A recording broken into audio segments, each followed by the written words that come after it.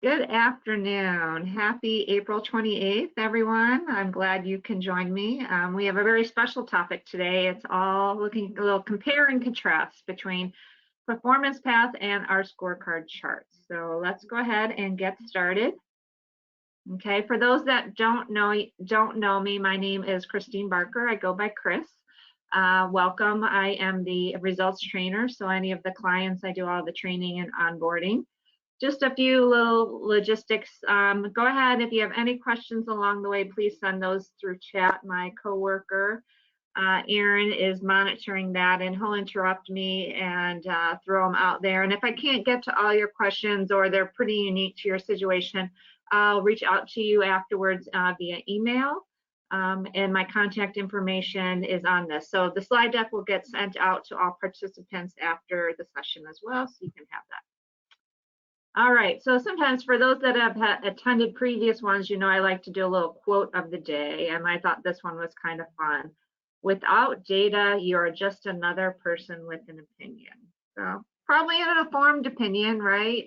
You all subject matter experts, but I thought that was kind of fun, and it's from Deming. He is a total quality management guru, so he knows his stuff. All right, so let's get started. So what's the difference? What's the difference between performance plans versus the scorecard chart? One thing to call out, I might have a few of you on this go-to that are using our Team Pro version. I just want to call out that if you have a Team Pro account, the performance path charting does not come with it. You can upgrade for it, but I believe most of my folks on here are my enterprise clients, and you do have full access to that. So what's the difference? When to use them? So really a performance plan is really when you're actively working on an area of your business. So it can typically be underperforming. It might be a process improvement project. It might be a strategic initiative. It might be a new body of work that you're launching, and there's a lot of variance in the performance. And so what's unique about it is that you're anchoring it to a specific time frame. So I want to really intensely work on this area of the business. And if it's like a strategic initiative, it might have like a 2-year goal or a 3-year goal.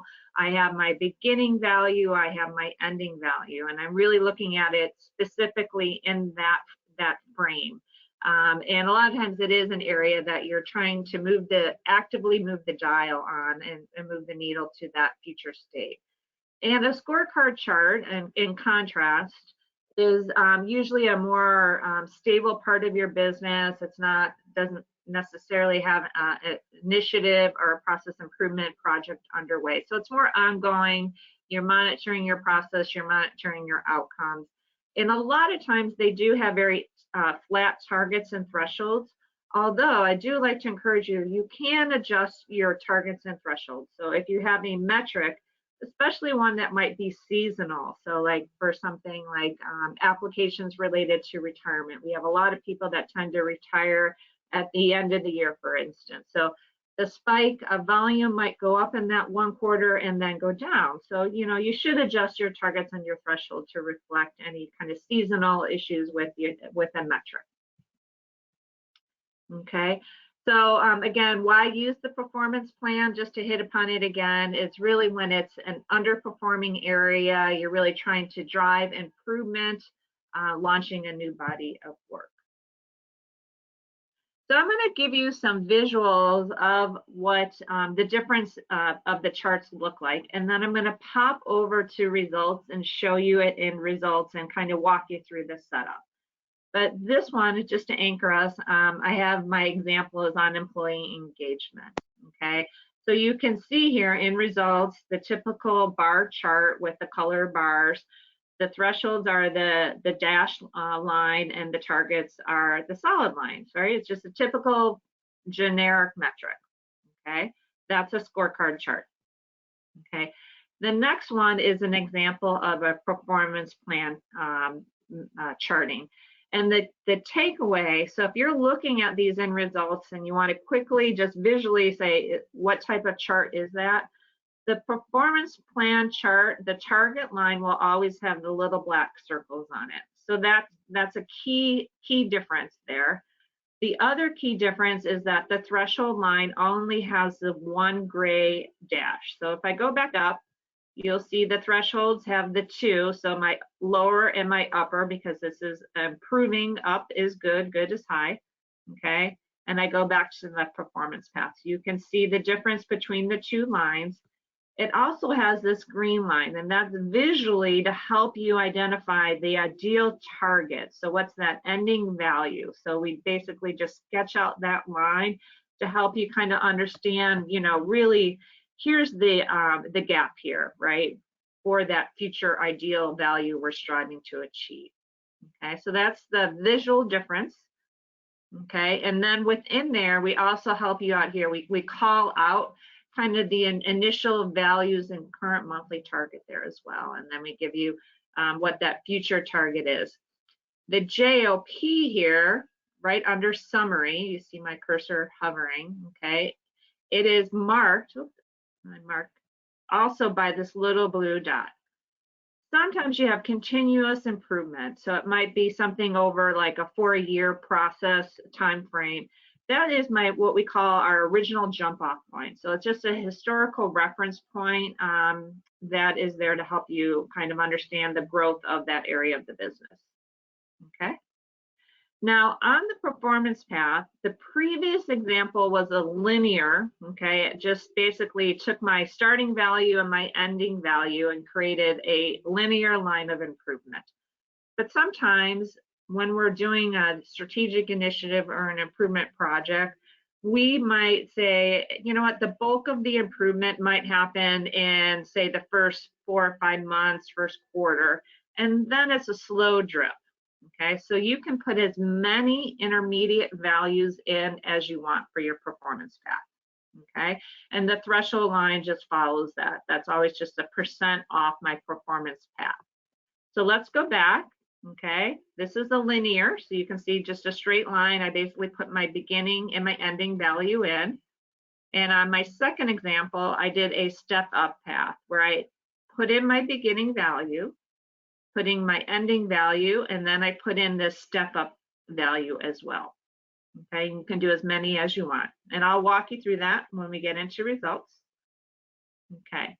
So let's just talk, let me just slow down and talk about some of the basic anatomy of a performance path and what the terms are.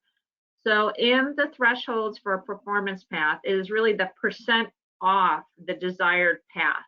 Okay, so in a scorecard, you're actually setting like, you know, if my target is 80, I want green gets triggered at 60, yellow or black or red rather gets triggered at 30. So you're actually plugging in values. In a performance plan, our thresholds are % off. Okay, so I'll show you what that is in action, but like typically, where does it turn, you know, that yellow? So as soon as it's within 90% of my ideal path, it triggers yellow, for instance. Okay, we always have to set our period. So we set a beginning and an ending value and date there. Okay, that JOP is that initial jump off point. It's that historical reference point. Okay, and we have our initial value, okay, which is our starting value of our, say, our strategic initiative when we launch it. And then we have our fiscal target or future. So that F, some people like to say future value, other people use it as a fiscal, because I have some clients that actually do all their measures and performance path and they tie it to their budget and that fiscal cycle that they have. So that's an option as well. Okay, so let's go into just a couple of the screens before I jump over to results. Okay, so here I'm in that typical edit measure screen. So you recognize these on there. The difference is typically you're all selecting scorecard. Okay, and when you want to do a performance plan, you select the plan and you're going to save it.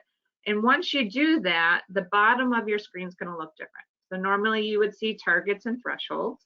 Here, once I saved it, then I have to build out what my plan is. We have an additional option, which I'm going to go through, is that you can actually display 2 performance plans. So you might have an aggressive growth and kind of a more reasonable growth plan for that area. Okay, so that's an option that we'll walk you through. Typically, most of my clients start out with just a normal performance plan, and then when they get a little bit more into it, they might, on some exceptions, use and actually find value in displaying a secondary performance plan. Okay, whoops. Okay, so once I'm in there though, within, oh, sorry, my screen got away from me. Okay, so once I'm in this plan, okay, these are the elements in blue that I need to build out. Okay, so I have to decide, is this plan active? Because I can have all my historical plans in there. Okay, and then I have to actually define the dates that I talked about. What is the starting date, ending date? Here I have that step up date that I did. So I did one for June 1st. And then I have my initial value, that future value, and I have an intermediate value. So once I name the performance plan, I have to go ahead and build all the elements out.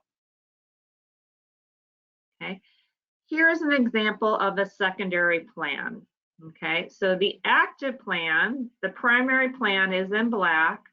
Okay, and the secondary one is that grayed out one. Okay, just like anytime you often see something grayed out. So that's the more reference.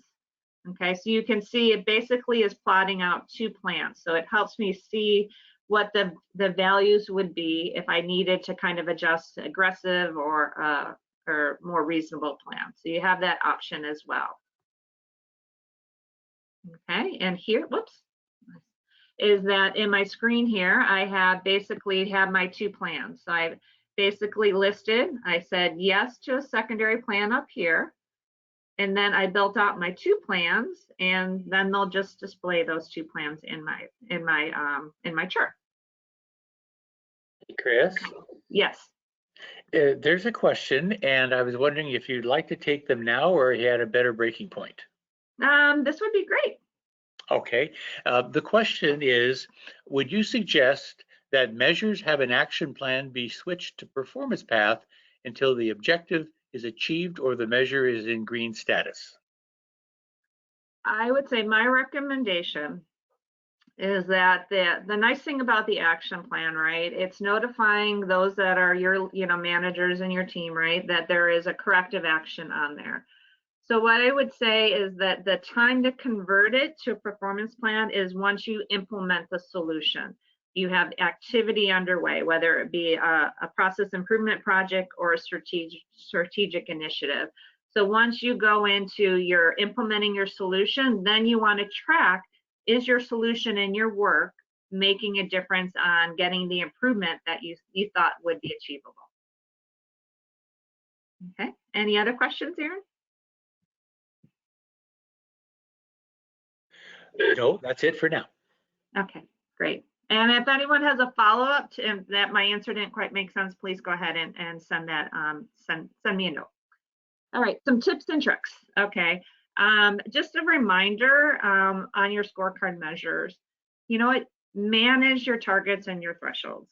Okay, if they're not working for you, if you need to raise the bar, lower the bar, go ahead and load in a new one with a new effective date. Keep the historical targets and thresholds and adjust as needed. Performance plans are great, as I said, for strategic initiatives and process improvement. But here's the great thing, is that you can go back and forth between scorecard and performance plan. So I can have my scorecard measure and all those elements built out. Build a performance plan, see what it looks like, but then I can go back. My scorecard elements are saved. It does not get deleted. So I can go back and forth as often as I want. Okay, so now I'm going to go ahead and move us over to results, and we're going to take a look and see it in action. Okay, so let's go ahead. I have set up a training, a training map here. Okay, so here's my training map, and I have set them up under process measures. Okay, now you can do a performance path in good high and in good low. It does not work, call that out for good middle. So this performance path only works for those two options. So I did a good high as my first example, and it's employee engagement. Now what's going to be fun is that you're going to be able to actually see the different versions right here. So my first example okay, is that standard performance path. It does have that step up here, okay? It's not exactly a linear path, okay? Here's an example of that same metric using the secondary one. So you can kind of take a look and see how you would digest the information. So I see that green target line, you know, helps my eyes understand what the ideal, the ending value is. I can notice the difference between my performance path. The black line here has the circles, whereas my target line down here under scorecard, the third chart, is just a flat line, okay? And I can kind of see how, based on what I'm viewing, right, you know, it looks very different, right, between how much red and green I'm seeing, right, because I'm assessing it from actually, you know, if I'm making progress on my performance path, I can be in the green. I'm not at my ideal target for the ending value, but I'm making the correct progress, okay? And then my last example here is really kind of hitting upon that, adjust your targets and your thresholds, right? Raise the bar, lower the bar as needed, right? And you can have that new effective date, okay? So this is an example of the 4 kind of primary elements that you should consider applying. Let's go ahead and take a look at good little, and then I'm going to dig into how to set one up. So let me go back and take a look at, I'm sorry, good little, good low. Okay, so on good low, I have error rate. So employee engagement, right, you want that to be going high. Error rate, obviously, you want a low rate of errors. So let's take a look at these two, comparing a scorecard chart versus a performance plan chart. Okay, this is the same data, okay, but it's displayed differently. One thing to note is that in a performance plan chart, the chart will show the whole plan. Okay, so you can notice that I started my plan on December 31st, 2019. Okay, on this particular chart, it only goes back basically a year. All the data is in here. Okay, but on a performance plan, it's going to force the whole plan to show. Okay, I can go in and click on here and adjust the date range so that it matches this, but really all the data is there. Okay, so it ends up starting here. Okay, so you can see that based on the performance path, right, that I actually have my scorecard chart has a lot of yellows. And when I really interpret my data on really how am I doing, you know, it's really more flip-flopping between that green and red state. So same data, but really looking at it in a different lens. Okay, so let's go ahead and dig into this performance plan, and let me show you how to set one up. So I'm going to go into that edit measure screen. Okay, and go down to the middle of the screen. You can see now I actually have the scorecard in here. So if I hit save, I'm going to just prove to you that I can flip back and forth between the two. So here is that scorecard chart. So it saved it. Okay, but now I really want to convert it. I have that action plan potentially in there saved, and I'm going to move into a performance plan. So I go ahead and hit save, hit performance and hit saved. Okay, for now, I don't want to really show a secondary path. Okay, I'm going to go down here and walk you through the editing of one.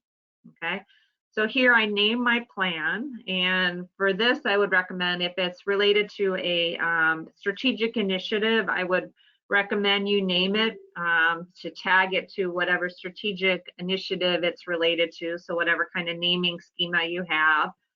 Apply your start and end date, your initial value, that future target, my jump off point, and the threshold. Okay, so this 90%, okay, is basically when the yellow target zone starts. So as long as I'm within 90, so between 90, basically 90.01 and 100%, you know, 99.99, I'm in the yellow. If I hit my targets, it starts my my green area. Okay, so I'm going to go ahead and hit edit, and I'm going to show you then. Okay, this is that linear path because I didn't set any. I have my beginning and I have my ending. If I wanted to add a point, I would simply come up here and let's go ahead and say that I'm going to have most of my improvement be in the beginning. Actually, go back one more month. So I'm going to go ahead and do June 1st. My initial value is 54. I'm going to really hope that most of my improvement happens in the first 6 months. Okay, and I hit add. Now I'm going to go ahead and take a look at my chart. Okay, and here is, let me, before I do that, call out, here's that jump off point and threshold. So if I wanted to have it slightly different, I can do there, and it's just defining that it's an active plan. Okay, so you can see here how it looks a lot different because I really was trying to get most of my improvement happening in the beginning here. Okay, so this is good low.